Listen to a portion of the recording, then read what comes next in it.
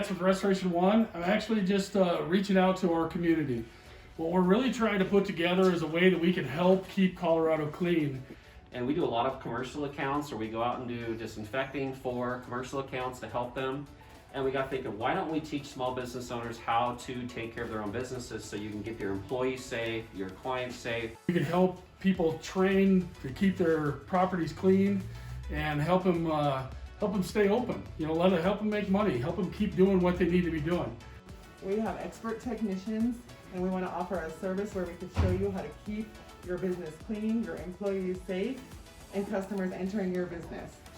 With Restoration One, Pueblo, here to talk to you about keeping your businesses open. We're going to put out a class, try to help you to keep your doors open, teach you folks how to clean your businesses properly. So to break it down, what we're willing to do and what we're trying to set up is certain days and slots, 5 people groups to where we can actually teach equipment, teach chemicals, teach procedures.